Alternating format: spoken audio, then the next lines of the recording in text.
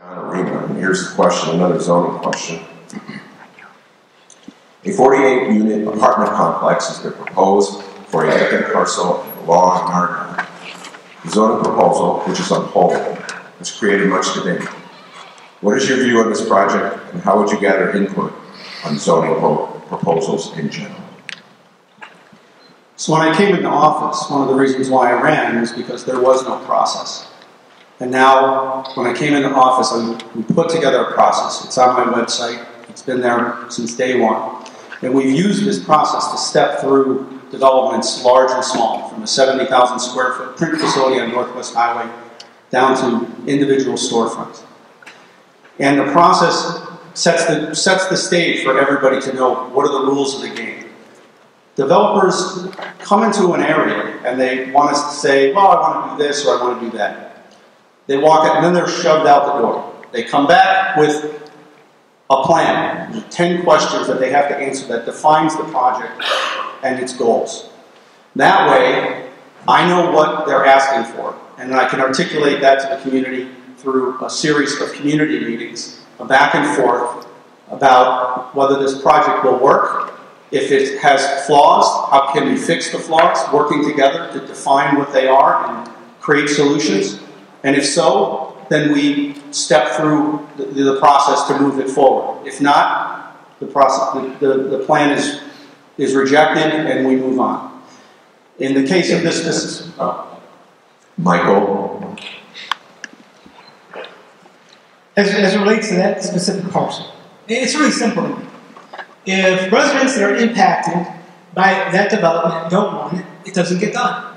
It's that simple. Particularly with this issue, if a developer is coming to me for a zoning variance, which I do not have to grant, which I can oppose, in addition to that, there's community, the community is opposed to it. You know, again, not a hard conversation to have. It's not going to happen.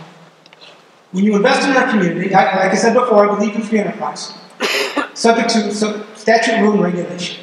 You know what you're getting when you buy a parcel. If it's zoned for single-family residential, well, you knew that buying it. Many families throughout the Chicagoland area and in the state have lost their homes to foreclosure and have lost their jobs. As a banking attorney, as a regulator, I was there to help clean up the mess, closing some of our banks and mortgage companies. And what I understood was, it was okay for you to lose your shirt, but it wasn't okay for business to lose their shirt. Well, if you make a bad business deal, well, that's your business. If the residents are against it, so on. Thank you. Michelle. The development at Argyle and Long is just one of many developments that have been proposed in the 45th Ward that many of the residents have not been in favor of.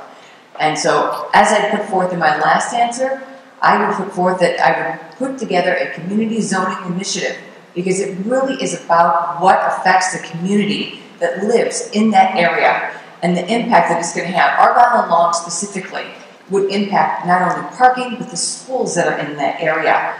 And it does not go along with what is the neighborhood is about, which is single-family homes.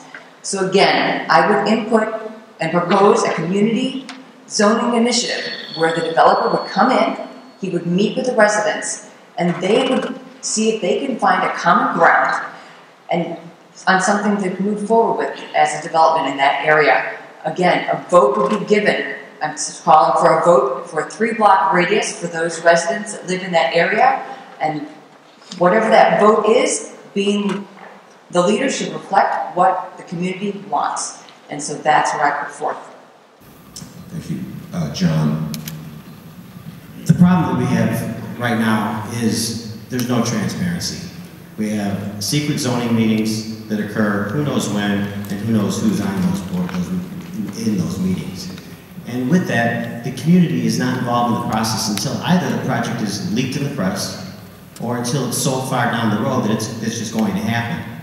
So my position will always be is bringing the community to the table from the very beginning. Those plans, those projects would have been up on my website the day that they came in the door. So that way everybody knows about it. Now, in particular for this project, the community's already spoken. 1,500 signatures plus have come in against it. They don't want it. And density is not always the answer to economic development. People have moved to these neighborhoods because they want to maintain that single-family home character of these communities. This isn't Bucktown. This is Jefferson Park, Gladstone Park.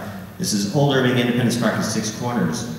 We're more like Edison Park than anything else. So I've already signed an agreement that I would not upzone that property. Okay. Next question. Yes, please hold your applause, audience.